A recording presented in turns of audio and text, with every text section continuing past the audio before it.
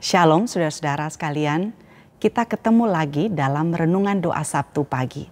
Untuk seri baru, kali ini saya akan mengajak setiap kita untuk melihat dan merenungkan tentang masalah penyembahan berhala. Yang sesungguhnya merupakan salah satu persoalan utama yang ditulis di dalam Alkitab.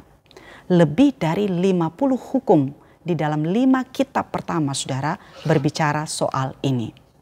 Nah, ketika kita bicara soal penyembahan berhala, tentu saja kita jangan berpikir hal itu adalah seperti seseorang yang berlutut di depan patung emas atau bersujud menyembah sebuah gambar, sehingga saudara langsung berpikir bahwa topik ini adalah hal yang primitif, yang tidak relate dengan kehidupan kita di zaman sekarang ini.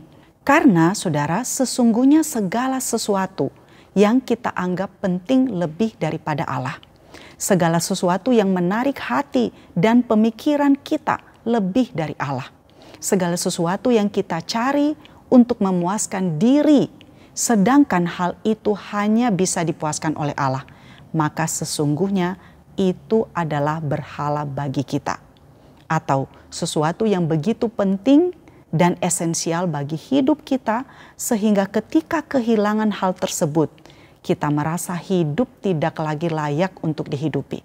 Sesuatu yang mengontrol hati, sehingga kita menghabiskan hasrat, tenaga, emosi, sumber daya, keuangan tanpa pikir dua kali. Dan hal-hal ini saudara bisa berupa keluarga, anak-anak, karir, uang, pencapaian, pengakuan dari orang lain, hubungan romantis, kecantikan, kepintaran, bahkan mungkin juga keberhasilan di dalam pelayanan. Nah, ketika makna hidup tergantung kepada semuanya itu, dan sesuatu yang mengerikan saudara adalah ketika hal-hal yang menguasai hati kita ini tidak kita kenal dan tidak kita sadari. Hal-hal yang menguasai hati kita mengambil bentuk yang begitu wajar, sehingga kita tidak lagi mengenal mereka sebagai berhala. Mungkin saudara berpikir, itu terlalu ekstrim. Tidak mesti kita melihatnya se-ekstrim itu. Yang penting adalah Allah berada di tempat yang pertama di dalam hidup kita. Yang penting Allah berada di posisi nomor 1. Dan yang lain-lain itu berada di tempat dan nomor berikutnya. Namun saudara, apakah benar demikian? Di dalam Keluaran 20 ayat 2-3. Tuhan memberikan 10 perintah kepada Musa di Gunung Sinai. Dan perintah yang pertama adalah, Akulah Tuhan Allahmu yang membawa engkau keluar dari tanah Mesir, dari tempat perbudakan. Jangan ada padamu Allah lain di hadapanku. Saudara, ketika Tuhan memberikan perintah ini kepada bangsa Israel melalui Musa, saat itu bangsa Israel sebenarnya sudah akrab dengan banyak ilah asing. Selama 400 tahun berada di Mesir sebelumnya, bangsa Israel telah melihat bagaimana bangsa Mesir memiliki dan juga menyembah banyak dewa-dewa. Nah, ketika Tuhan memberikan 10 hukum yang pertama, Tuhan menekankan kepada bangsa Israel supaya mereka tidak memiliki Allah lain selain daripada Dia. Allah yang telah membawa mereka keluar dari tanah Mesir. Jangan ada padamu Allah lain di hadapanku. Nah, apakah perintah ini berarti bahwa yang penting adalah bahwa Allah berada di tempat pertama di dalam kehidupan mereka? Tidak, saudara. Tuhan tidak berminat untuk bersaing dengan ilah lain atau menjadi yang pertama dari sekian banyak dewa atau ilah-ilah lain. Dia adalah Allah, satu-satunya dan tidak ada yang lain. Nah, hal ini tidak berarti bahwa dia merasa tidak aman ya atau insecure dengan adanya ilah-ilah lain itu.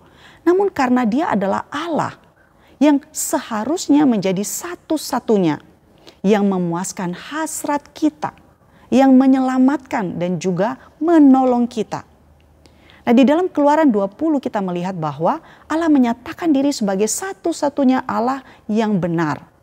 Dan Ia memberitahu orang Israel untuk menghancurkan semua kuil-kuil penyembahan berhala dan juga menghapuskannya. Allah memastikan bahwa umatnya memahami bahwa Ia adalah satu-satunya Allah. Allah yang sejati dan tidak ada yang lain.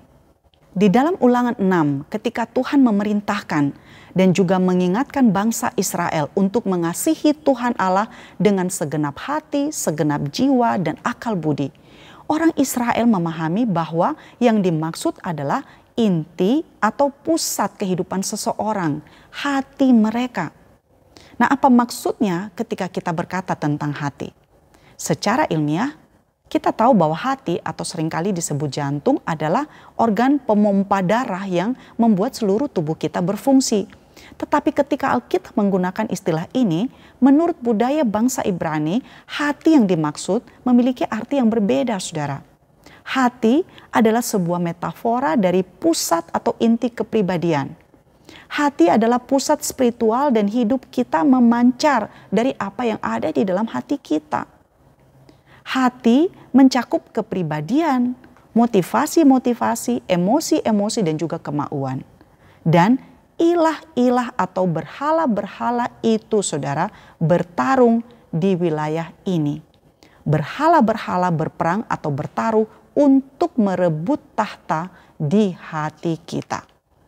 Nah, Alkitab mengatakan kepada kita bahwa hati manusia adalah gudang berhala. Segala sesuatu berakar dari apa yang terjadi di dalam hati.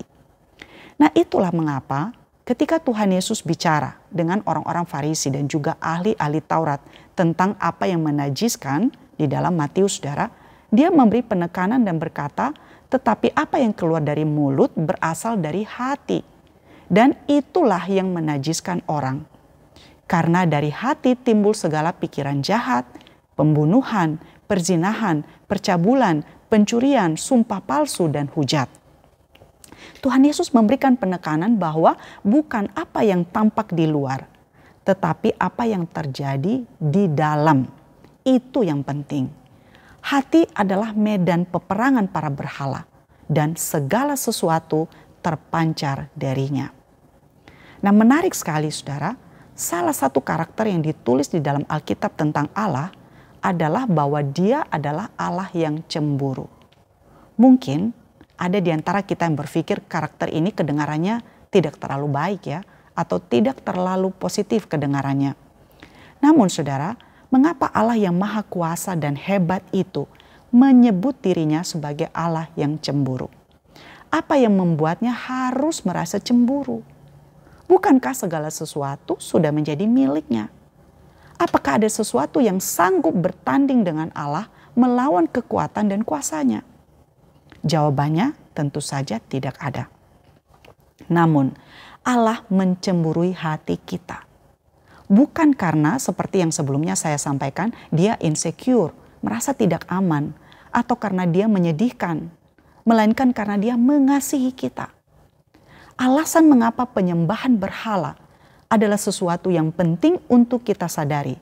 Dan Allah sangat peduli kepada hal ini adalah karena kasih-Nya kepada kita yang sedemikian menguras seluruh dirinya. Ia begitu mengasihi kita sehingga Ia tidak rela membagi kita dengan yang lain. Dan kita tidak akan bisa memahami betapa seriusnya penyembahan berhala ini tanpa memahami kecemburuan Allah.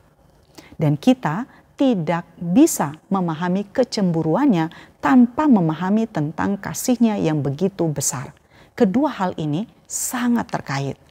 Nabi Yehezkiel, saudara, menggunakan sebuah analogi yang kuat untuk menggambarkan seperti apa penyembahan berhala bagi Allah.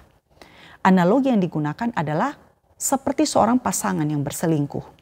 Dan analogi ini ada di sepanjang Alkitab. Dalam Perjanjian Baru, gereja digambarkan sebagai pengantin Kristus.